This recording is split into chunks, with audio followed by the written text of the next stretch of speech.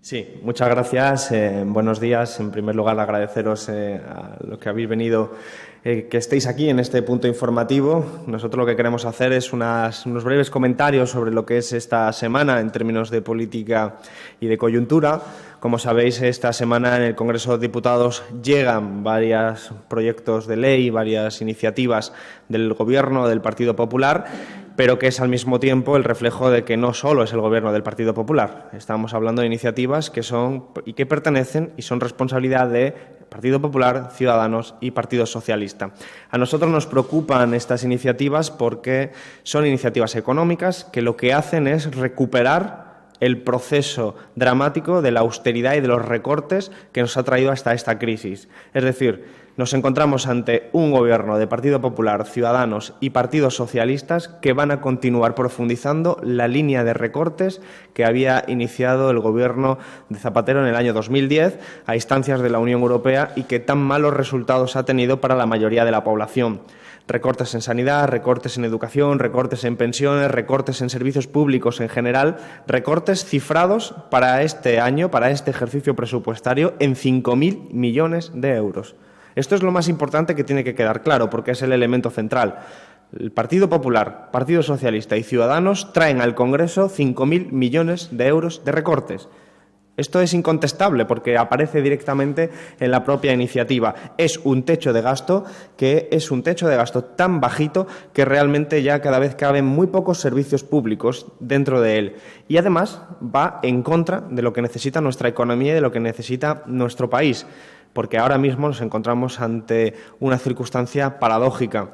Hemos de recordar que Partido Popular, durante los 2 últimos ejercicios, mantuvo en suspenso la hoja de ruta de recortes públicos por puro oportunismo electoral, es verdad, pero la mantuvo en suspenso. Había elecciones, no quería aparecer como el que recortaba y se mantuvo con una política de mantenimiento del gasto público. Eso hizo que creciera la economía y que el déficit público disminuyese.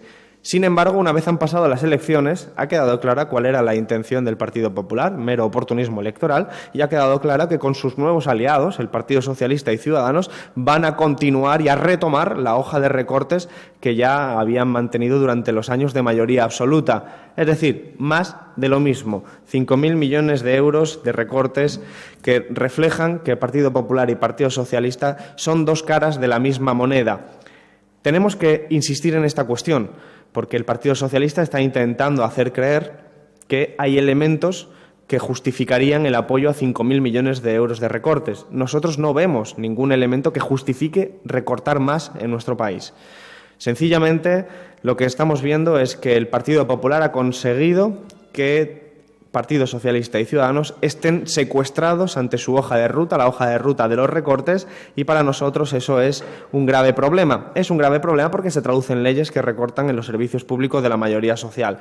Desde 2010 se han recortado casi 78.000 millones de euros. 78.000 millones de euros recortados desde 2010 y en este último ejercicio en el que vamos a iniciar ahora mismo estamos hablando de 5.000 más que se suman a la cifra total.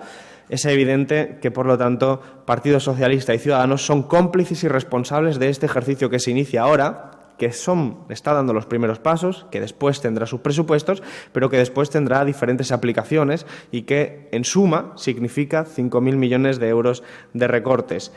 Junto a esto, hemos tenido otra iniciativa, la del sistema fiscal, la de reforma del sistema fiscal, que ha demostrado el oportunismo de nuevo del Partido Popular, porque nos encontramos que cuando estaba en funciones, antes de entrar en funciones realmente, en el último año de ejercicio del Partido Popular en el Gobierno con mayoría absoluta, hizo una reforma fiscal muy regresiva que nos hizo perder 8.000 millones de euros. Y fue porque se bajaron los impuestos, se bajó el IRPF, se bajaron otra serie de impuestos que hicieron cada vez más injusto el sistema fiscal y que dejamos de ingresar 8.000 millones de euros. Ahora el Partido Popular, entre comillas, corrige esa decisión, demostrando, por lo tanto, que aquella decisión fue oportunista, porque estábamos en un año prácticamente de inicio electoral y porque nos encontrábamos claramente ante la instrumentalización de algo tan importante como el sistema fiscal. Así que a aquella reforma que perdimos 8.000 millones de euros, se le suma ahora una reforma del sentido contrario, pero que en conjunto lo único que conseguimos es un sistema fiscal más injusto. ¿Por qué más injusto? En primer lugar, porque es evidente que los impuestos que se suben en mayor cuantía son los impuestos indirectos, especialmente los especiales. Los impuestos al alcohol y a los hidrocarburos son impuestos que paga todo el mundo igual. Paga todo el mundo igual, desde el trabajador más pobre hasta el gran empresario, hasta el especulador financiero. Todo el mundo paga lo mismo en ese tipo de impuestos indirectos, mientras que lo justo hubiera sido subir los impuestos directos que pagan mucho más los que más tienen y menos los que menos tienen. Sin embargo, el Partido Popular, naturalmente, en consonancia con su orientación ideológica, lo que hace es subirle impuestos a la inmensa mayoría de la población, incluso a aquellos que más dificultades tienen, y mantiene ciertos privilegios, como siempre, a los impuestos del capital, a las rentas del capital y a las rentas del ahorro en general.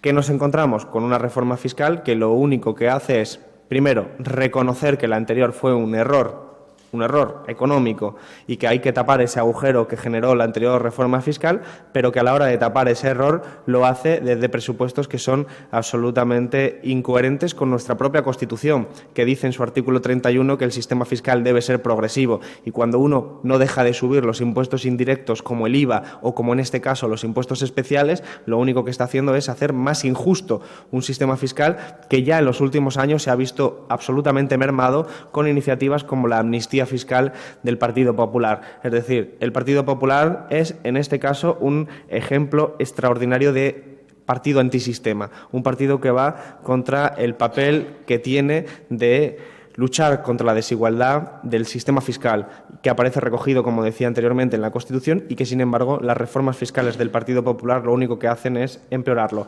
En suma, dos iniciativas, dos líneas de trabajo, la del Partido Popular, consistente en subida de impuestos que demuestran el error de la política del Partido Popular hasta ahora y que, sin embargo, lo único que hace es empeorar el sistema fiscal. Y, por otro lado, continuar con recortes en los servicios públicos, 5.000 millones de euros de recortes, que en este caso ya no es solo responsabilidad del Partido Popular, sino del Gobierno de Mariano Rajoy, que es el Gobierno del Partido Popular, Partido Socialista y Ciudadanos.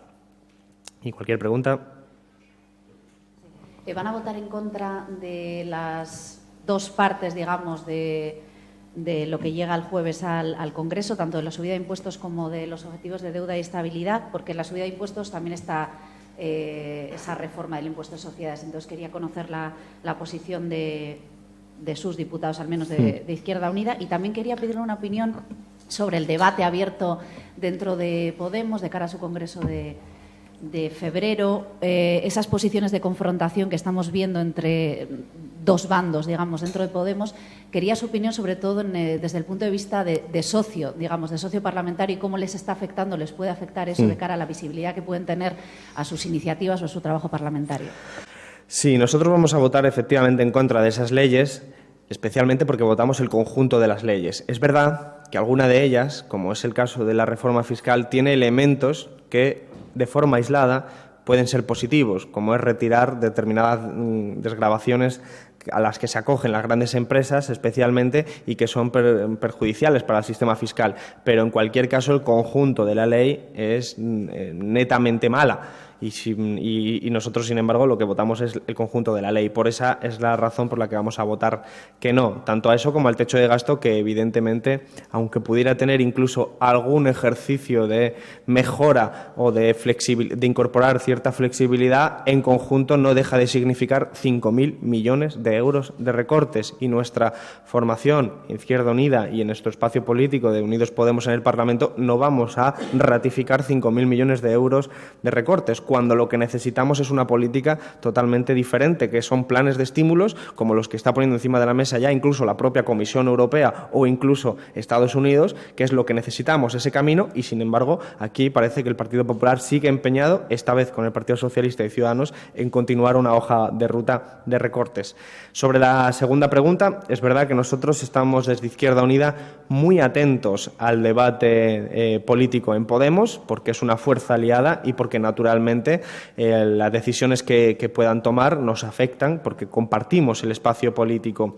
Sin embargo, nosotros respetamos su proceso, no vamos a involucrarnos en el mismo, del mismo modo que ellos no lo hicieron cuando nosotros tuvimos nuestro propio proceso asambleario, y del mismo modo que siempre pedimos respeto a los procesos internos de otras formaciones.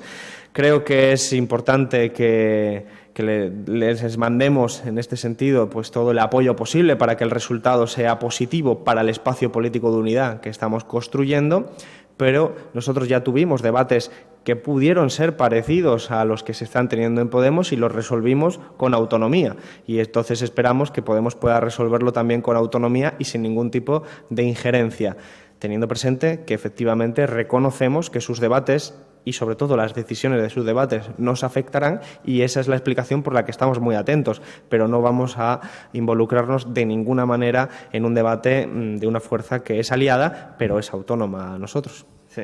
Bueno, Alberto, buenos días. No, quería preguntarte simplemente, precisamente al hilo de la pregunta de Ana, si consideras como Pablo Iglesias que Rejón es lo digo, lo pregunto por una carta que escribió, no sé si hoy o ayer, tengo dudas, en el que considera que Rejón es un puntal para el proyecto de Podemos y me imagino por extensión para el de Unidos Podemos. ¿Si tú estás de acuerdo con eso o crees que el elemento de Rejón puede distorsionar ese espacio de unidad del que hablabas antes? Gracias. Bueno, es difícil, a pesar de que se ganan muchos titulares siempre en Podemos con respecto a su debate político, pero es difícil estar al día a día de lo que está sucediendo en Podemos, porque nosotros tenemos otras preocupaciones y la verdad es que aunque estamos atentos, nos cuesta estar atento al minuto a minuto de lo que es el debate político. Lo único que nosotros tenemos que limitarnos a decir es que para un espacio político que construye unidad, como es el de Unidos Podemos, en el que participa Podemos, Izquierda Unida, las confluencias, yo creo que casi todos son imprescindibles. La gente que está haciendo referencia, como Pablo Iglesias y Íñigo Errejón, son necesarios para un proyecto de unidad.